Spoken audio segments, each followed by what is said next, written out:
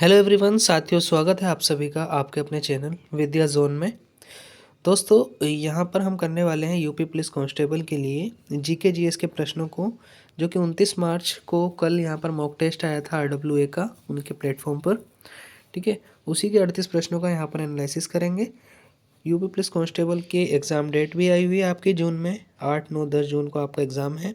तो चलिए आइए देखते हैं, जो कि आपकी परीक्षा के लिए महत्वपूर्ण और उपयोगी हो सकता है। हो सकता है यहाँ से प्रश्न सीधा भी आ जाए या इसी के इर्द गिर्द जो है प्रश्न पूछा जा सकता है। तो चलिए शुरू करते हैं। उम्मीद करता हूँ आप सभी वीडियो को एंड तक देखेंगे और चैनल को सब्सक्राइब नहीं किया है तो चैनल को सब्सक्राइब कर लीजिए। आपने हमारे शॉर्ट नोट के माध्यम से देखा होगा यूपीएसआई में हिंदी हो या फिर आपका मौलविदी हो, कितने प्रश्न जो है हमारे द्वारा बनाए गए शॉर्ट नोट से डायरेक्ट पूछे गए हैं। ठीक है, आपको पीडीएफ टेलीग्राम पर हमने प्रोवाइड की थी, तो साथ ही आप टेलीग्राम चैनल को भी ज्वाइन कर लीजिए। कमेंट बॉक्स में टेलीग्राम का लिंक जो है पिन कर दिया जाएगा, वहाँ से आप टेलीग्राम पर पहुँच सकते हैं। ठीक है, और साथ ही मैं आपको बता दूं, हम लेखपाल के एग्ज़ाम के लिए भी शॉर्ट नोट्स बना रहे हैं। ठीक है, तो एग्ज़ाम से पहले आपको बीच बीच में हम वो शॉर्ट नोट्स भी प्रोवाइड कर देंगे। उम्मीद करते हैं वहाँ से भी आपके ज़्यादा से ज़्यादा प्रश्न बनने की संभावना रहेगी। तो चलिए आइए स्टार्ट करते हैं। जो है इस प्रश्न पत्र को स्टार्ट करते हैं। देखिए, क्वेश्चन नंबर 88 से ये दिया हुआ था। क्वेश्चन नंबर 88 था आपका, ये आपका आरडब्ल्यूए का संडे वाला मॉक टेस्ट है, उसी के क्वेश्चन से हैं। ठीक है, 88 से जीएस के प्रश्नों को दिया हुआ था 125 तक। प्रश्न था आपका, उत्तर प्रदेश के किस शहर को भारत की सांस्कृतिक राजधानी के रूप में जाना जाता है? ऑप्शन हमारे पास थे बस्ती, मथुरा, वाराणसी, बांदा। तो इसका सही आंसर हो जाएगा आपका वाराणसी। ठीक है, उत्तर प्रदेश की सांस्कृतिक राजधानी के रूप में जाना जाता है वाराणसी को। ठीक है, बनारस या काशी। क्वेश्चन नंबर 89 है, पैसे की सुरक्षा और आसान ट्रांजैक्शन पक्का करने के लिए बैंक क्या सुविधा देता है? तो क्या सुविधा देता है? क्रेडिट कार्ड, डिमांड डिपॉजिट्स, ऋण या विदेशी मुद्रा। देखिए, विदेशी मुद्रा ऐसा तो कोई प्रावधान नहीं है, ऋण से भी कोई यहाँ पर आसान ट्रांजैक्शन का कोई प्रावधान नहीं है। लेकिन जो डिमांड डिपॉजिट है, ठीक है, डिमांड डिपॉजिट, इसी के तहत जो है पैसे की सुरक्षा और आसान ट्रांजैक्शन जो है सुनिश्चित करता है बैंक, डिमांड डिपॉजिट्स। तो बी ऑप्शन इसका करेक्ट हो गया है। नेक्स्ट है, निम्नलिखित में से उत्तर प्रदेश का सुप्रसिद्ध लोकगीत है। ऑप्शन है आपके सामने, मांग, कजरी, बोल या बोली। तो देखिए, कजरी जो लोकगीत है वो मिर्ज़ापुर का है और मिर्ज़ापुर आपके उत्तर प्रदेश में ही है। तो कजरी यहाँ पर आंसर हो जाएगा 90 का बी। नेक्स्ट है हमारा, विभाजन पर केंद्रित या विभाजन पर आधारित साहित्य कृति तमस। तमस के लेखक कौन थे? तो साहित्य कृति है, ये प्रश्न आपका यूपीएसआई में भी पूछा गया है 15 की फर्स्ट शिफ्ट में। ठीक है, 15 तारीख की जो फर्स्ट शिफ्ट थी उसमें भी ये पूछा गया है, तमस के लेखक कौन है? तो भीष्म साहनी तमस के लेखक हैं। ए ऑप्शन सही हो जाएगा इसका। ये उपन्यास है भीष्म साहनी का और विभाजन पर केंद्रित है, जो देश का विभाजन हुआ था उस पर आधारित है। किस ज्ञानपीठ पुरस्कार विजेता ने? तो देखिएगा, ऑप्शंस यहाँ पर जो दिए हुए हैं वो सभी ज्ञानपीठ पुरस्कार के विजेता हैं। यहाँ पर है आपका, कर्ण के दृष्टिकोण से महाभारत का पुनर्कथन करने वाली प्रभावशाली कृति मृत्युंजय लिखी है। तो बस यहाँ पर सिंपल सा आपका पूछ रहा है कि मृत्युंजय के लेखक कौन है, जो कि ज्ञानपीठ पुरस्कार प्राप्त हुआ है। किस ज्ञानपीठ पुरस्कार लेखक की ये कृति है मृत्युंजय? तो शिवाजी सावंत की है। सी ऑप्शन यहाँ पर करेक्ट हो जाएगा। ठीक है, शिवाजी सावंत की है। नेक्स्ट है हमारे पास, मानव विकास सूचकांक, ह्यूमन डेवलपमेंट डेवलपमेंट इंडेक्स निम्नलिखित में से किस संगठन द्वारा प्रकाशित किया जाता है? तो जो मानव विकास सूचकांक होता है वो विश्व बैंक के द्वारा, आईएमएफ के द्वारा, विश्व आर्थिक मंच या डब्ल्यूईएफ के द्वारा, या United Nation Development Programme UNDP के द्वारा, किसके द्वारा जारी किया जाता है, किसके द्वारा प्रकाशित किया जाता है? तो मानव विकास सूचकांक यूनाइटेड नेशन डेवलपमेंट प्रोग्राम के द्वारा प्रकाशित किया जाता है। डी ऑप्शन यहाँ पर सही हो जाएगा। और मानव विकास सूचकांक के 3 संकेतक हैं, शिक्षा, स्वास्थ्य और यहाँ पर आपका आय, प्रति व्यक्ति आय। ठीक है, शिक्षा में यहाँ पर हो जाएगा और आय, स्वास्थ्य में हो जाएगा जीवन प्रत्याशा और आपका प्रति व्यक्ति आय। और ये जो मानव विकास सूचकांक था ये पाकिस्तान के महबूबुल हक और भारत के अमर्त्य सेन के प्रयासों से शुरू किया गया था। नेक्स्ट क्वेश्चन है आपका, किसी राज्य के राज्यपाल की नियुक्ति कौन करता है? Who appoints the governor of a state? किसी राज्य के राज्यपाल की नियुक्ति मुख्यमंत्री के द्वारा की जाती है, संसद के द्वारा, राष्ट्रपति के द्वारा या प्रधानमंत्री के द्वारा? तो राज्यपाल के पद का जो प्रावधान होता है वो आपका आर्टिकल 153 में है। और राज्यपाल राज्य की कार्यपालिका के प्रमुख होते हैं या राज्य के संवैधानिक प्रमुख होते हैं। और राज्यपाल की नियुक्ति राष्ट्रपति के द्वारा की जाती है और राष्ट्रपति के प्रसाद पर्यंत ही पद धारण करते हैं। राज्यपाल राष्ट्रपति के प्रसाद पर्यंत पद धारण करते हैं। नेक्स्ट है 95, भारत के किस राज्य में बेहदीन खलम, ठीक है, बेहदीन खलम महोत्सव मनाया जाता है? मणिपुर, मिजोरम, मेघालय, अरुणाचल प्रदेश। ठीक है, तो यहाँ पर आपका सही आंसर होगा मेघालय। मेघालय में बेहदीन खलम जो है महोत्सव ये मनाया जाता है। 96 है, कौन से जीव अपने शरीर के बाहर खाद्य पदार्थ को तोड़ते हैं और फिर उसे अवशोषित करते हैं? तो कौन से जीव हैं हमारे? यहाँ पर आंसर हो जाएगा आपका, ऑप्शन देखते हैं पहले, गाय और शेर जैसे जानवर, तो ऐसा तो नहीं है, गाय और शेर तो नहीं है। घास और पेड़ जैसे पौधे, ये भी नहीं है। ब्रेड, मोल्ड, खमीर और मशरूम जैसे कवक। नेक्स्ट है कुस्कुटा और टेपवर्म जैसे परजीवी। ठीक है, तो यहाँ पर आंसर आपका हो जाएगा ब्रेड, मोल्ड, खमीर और मशरूम जैसे कवक। ठीक है, ये क्या करते हैं, खाद्य पदार्थ को तोड़ते हैं और फिर उसे अवशोषित करते हैं। नेक्स्ट है आपका 97, अटुकल पोंगल त्यौहार कहाँ मनाया जाता है? अटुकल पोंगल कर्नाटक, तमिलनाडु, केरल या आंध्र प्रदेश? तो ये आपका जो मनाया जाता है वो केरल में मनाया जाता है अटुकल पोंगल। और केरल में ही आपका ओणम भी मनाया जाता है। कौन सा? ओणम, ध्यान रखेंगे, ओणम या ओणम केरल में ही मनाया जाता है। और केरल का नाम बदल के केरलम हो गया है, तो ध्यान रखेंगे हम केरल का उच्चारण केरलम के रूप में ही करेंगे अब। ठीक है, Keralam. Next question, UN general assembly की अध्यक्षता करने वाली पहली भारतीय महिला कौन थी? वीके कृष्ण मेनन, विजया लक्ष्मी पंडित, हंसा मेहता, राधा कृष्णन? तो संयुक्त राष्ट्र महासभा की अध्यक्षता करने वाले पहले भारतीय कौन थे आपके? विजय लक्ष्मी पंडित थी। और ये पहली भारतीय महिला भी कह सकते हैं हम इनको। और विश्व में पहली महिला भी जो यूनाइटेड नेशन जनरल असेंबली की अध्यक्षता करने वाली वो विजय लक्ष्मी पंडित ही थी। सी बी ऑप्शन यहाँ पर करेक्ट होगा। 99, निम्नलिखित में से कौन सा क्षेत्र राहुला लोक नृत्य से संबंधित है? देखिए यहाँ पर लोग बहुत ज़्यादा कंफ्यूज होते हैं। ऑप्शन है रुहेलखंड, बुंदेलखंड, मुगलसराय, मथुरा। यहाँ पर राहुला लिखा हुआ है ना, तो उसको रुहेलखंड से कनेक्ट कर देते हैं, लेकिन ऐसा बिल्कुल नहीं है। आंसर यहाँ पर इसका होगा बुंदेलखंड। ठीक है, बुंदेलखंड यहाँ पर आंसर होगा। बी ऑप्शन करेक्ट होगा, बहुत ध्यान रखेंगे इसका। ठीक है, बी ऑप्शन यहाँ पर करेक्ट होगा, ना कि आपका ए।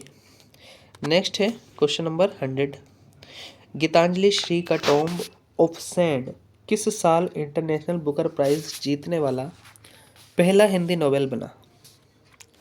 तो आपका 2020, 2022, 2023, 2025। तो किस साल ये, ठीक है, किस साल बुकर इंटरनेशनल बुकर प्राइज मिला था गीतांजलि श्री जी के टॉम्ब ऑफ सैंड को? तो साल 2022 में मिला था। बी ऑप्शन करेक्ट हो जाएगा। आगे चलते हैं, 101 है, कच्छ के रन में एक आइलैंड पर बसा कौन सा हड़प्पा शहर किलेबंदी में पत्थर की चिनाई और एडवांस्ड मैनेजमेंट सिस्टम के इस्तेमाल के लिए जाना जाता है? मोहनजोदड़ो, धोलावीरा, हड़प्पा, लोथल। ठीक है, तो यहाँ पर आपका आंसर हो जाएगा धोलावीरा। देखिए सबसे पहले तो दो ऑप्शन ऐसे ही एलिमिनेट हो जाएंगे, क्योंकि मोहनजोदड़ो और आपका हड़प्पा ये दोनों ही पाकिस्तान में है। ठीक है, और कच्छ का रण कहाँ पर है? गुजरात में है। ठीक है, लोथल आपका गुजरात में ही है, लेकिन आंसर होगा धोलावीरा। लोथल से गोदीवाड़ा के साक्ष्य मिले, गोदीवाड़ा मिला है ठीक है, एक डॉकयार्ड यानी बंदरगाह लोथल से प्राप्त हुआ है। 102 है, भारतीय संविधान का कौन सा अनुच्छेद राज्यसभा में यानी कि जो काउंसिल ऑफ स्टेट्स होती है उसमें सीटों के बंटवारे को कंट्रोल करता है? आर्टिकल 81, 80, 88, 102। तो देखिए राज्यसभा से कौन सा आर्टिकल संबंधित है? आर्टिकल 80। आंसर आपका बी हो जाएगा यहाँ पर। ठीक है, 79 संसद से संबंधित है और 81 लोकसभा से संबंधित है। इसी के अलावा भारत के संविधान की अनुसूची 4 राज्यसभा में सीटों के आवंटन से संबंधित है। 103 है, भारत का पहला डुगोंग कंजर्वेशन रिजर्व जिसे 2025 में IUCN से मान्यता मिली है,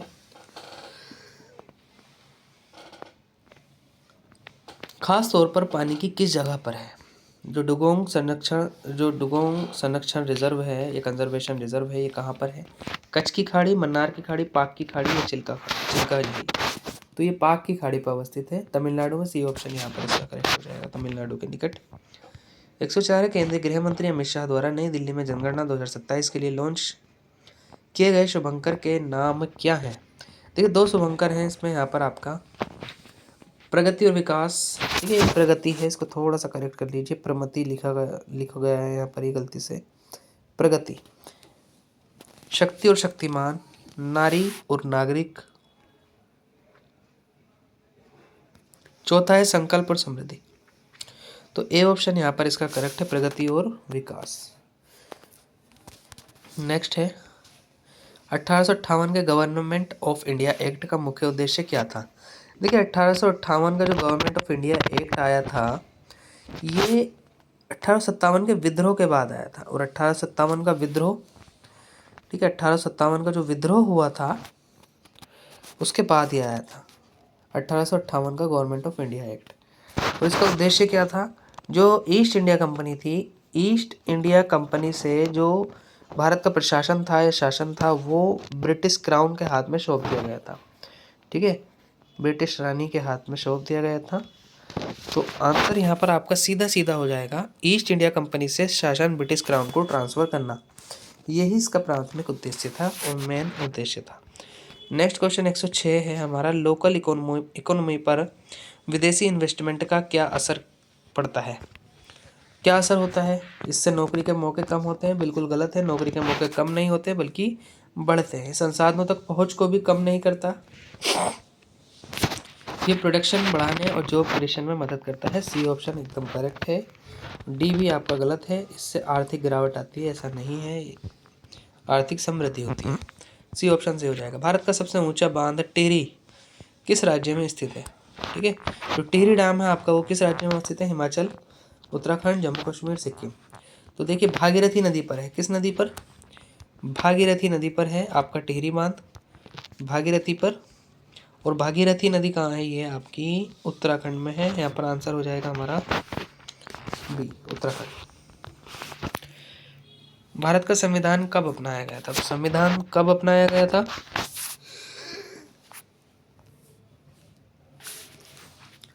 आपको अच्छे से पता है, 26 नवंबर 1949 को संविधान अपनाया गया था। 9 दिसंबर 1946 को पहली बैठक होती है, 26 जनवरी 1950 को संविधान लागू होता है।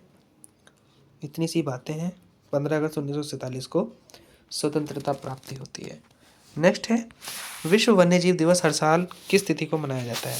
तो किस तिथि को मनाया जाता है? 2 मार्च, 1, 4 या 3 मार्च? तो 3 मार्च को विश्व वन्यजीव दिवस मनाया जाता है। अगर हम बात करें वन्यजीव संरक्षण अधिनियम, ये कब का है? तो वन्यजीव संरक्षण अधिनियम है आपका 1972 का, 1972 का। पर्यावरण संरक्षण अधिनियम 1986 का है।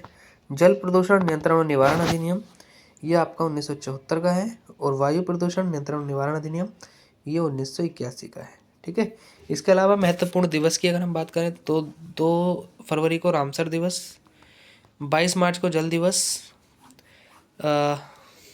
23 मार्च को विश्व मौसम विज्ञान दिवस, 22 अप्रैल को पृथ्वी दिवस, 22 मई को जैव विविधता दिवस। ठीक है, और जैव विविधता संरक्षण अधिनियम ये कब का है?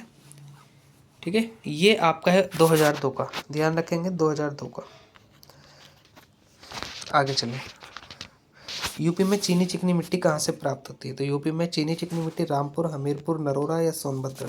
तो आंसर यहाँ पर हो जाएगा आपका डी, सोनभद्र। अगला सवाल है 3 सालाना योजनाओं के दौरान खेती की मुख्य रणनीति क्या थी, यानी स्ट्रेटेजी क्या थी। शहरी उद्योगों को बढ़ावा देना, उच्च उपज वाले बीजों और उर्वरकों वितरण, भारी उद्योगों का विस्तार, कृषि आयात में वृद्धि। तो क्या था, देखिए जो 3 रोलिंग प्लान आए थे, देखिए तीसरी पंचवर्षीय योजना के असफल होने के बाद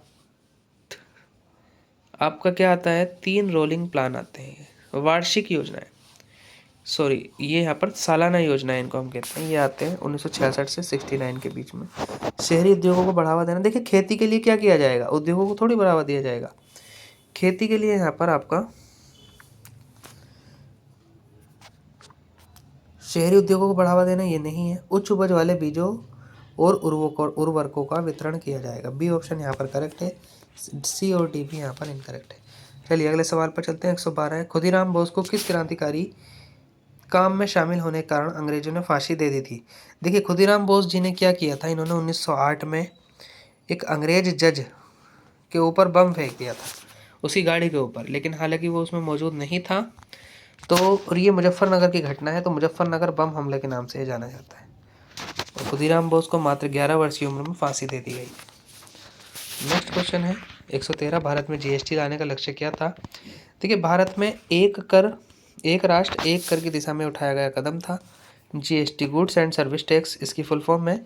और जीएसटी अधिनियम भारत में 101वें संवैधानिक संशोधन अधिनियम के द्वारा आया था, 2016 का ये अधिनियम है और ये लागू होता है आपका 1 जुलाई 2017 को। कर प्रणाली को एकीकृत किया गया था, तो इसका आंसर हो जाएगा एक एकीकृत कर प्रणाली और एकल बाजार बनाने के लिए। नेक्स्ट है, निम्नलिखित में से कौन उत्तर प्रदेश का सर्वाधिक पूर्वी नगर है। देखिए उत्तर प्रदेश के सर्वाधिक पूर्वी नगर की अगर हम बात करें, बलिया, आजमगढ़, बाराबंकी या बस्ती। तो उत्तर प्रदेश का सबसे पूर्वी नगर है आपका बलिया, सबसे पश्चिमी नगर है शामली, सबसे उत्तरी नगर है सहारनपुर, सबसे दक्षिणी नगर है सोनभद्र। तो बलिया यहाँ पर आंसर सही हो जाएगा। बलिया की बिंदी, बलिया की बिंदी जो है वो यहाँ पर आपकी क्या है, बलिया का ओडीओपी है, 1 डिस्ट्रिक्ट 1 प्रोडक्ट के अंतर्गत। नेक्स्ट है लामीतिये, हाल ही में आयोजित अभ्यास लामीतिये 2016 भारत और किस देश के बीच संयुक्त सैन्य अभ्यास है। तो ये मॉरिशस, मालदीव, श्रीलंका या सेशल्स। तो ये सेशल्स के बीच, सेशल्स और भारत के बीच आयोजित होने वाला संयुक्त सैन्य अभ्यास है। डी ऑप्शन करेक्ट हो जाएगा। क्वेश्चन नंबर 116 है, भारतीय संविधान का कौन सा अनुच्छेद खासतौर पर अल्पसंख्यकों के हितों की रक्षा करने का प्रावधान करता है। तो अल्पसंख्यकों के हितों की रक्षा कौन करता है, 31, 29, 28 या 32। तो आर्टिकल 29 और 30 जो है शिक्षा और संस्कृति संबंधी अधिकारों से संबंधित है और इसमें आर्टिकल 29 के तहत अल्पसंख्यकों के हितों की रक्षा की गई, भाषाई और धार्मिक अल्पसंख्यकों के बारे में है। ग्लोबल पीस इंडेक्स 2025 में भारत की रैंक कितनी है, 100वीं, 115वीं, 110वीं या 126वीं। तो वैश्विक शांति सूचकांक में जो भारत की रैंक है वो 115 है। बी ऑप्शन यहाँ पर करेक्ट हो जाएगा।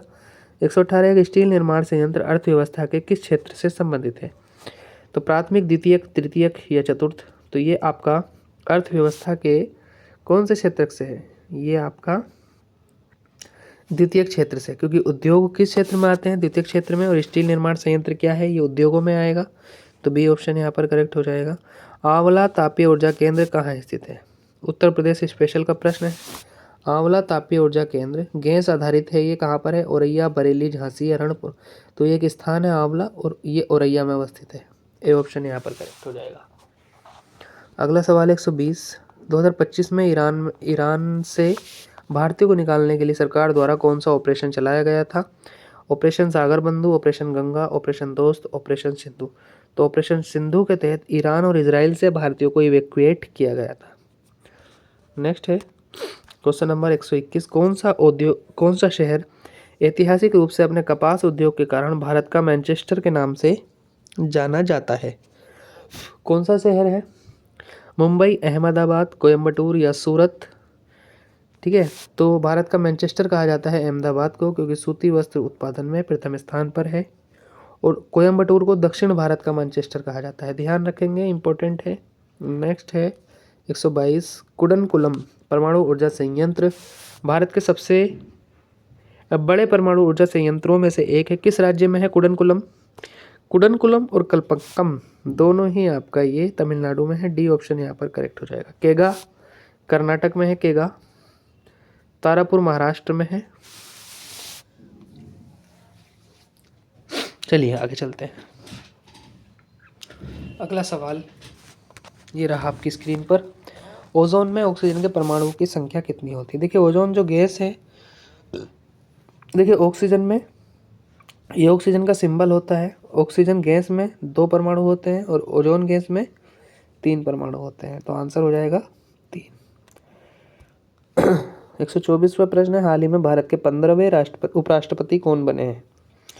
15वें उपराष्ट्रपति भारत के कौन बने हैं? जगदीप धनखड़ जी, बी सुदर्शन रेड्डी, पद्मावती देवी, सीपी राधाकृष्णन। तो 15वें उपराष्ट्रपति भारत के सीपी राधाकृष्णन बने हैं, क्योंकि जगदीप धनखड़ जी ने इस्तीफा दे दिया था तो चुनाव हुए थे दोबारा और फिर बाद में सीपी राधाकृष्णन को उपराष्ट्रपति के रूप में चुन लिया गया है। पारिस्थितिकी तंत्र में ऊर्जा का बहाव हमेशा कैसा होता है? एक दिशीय, द्विदिशीय, बहुदिशीय या कोई विशिष्ट दिशा नहीं होती है।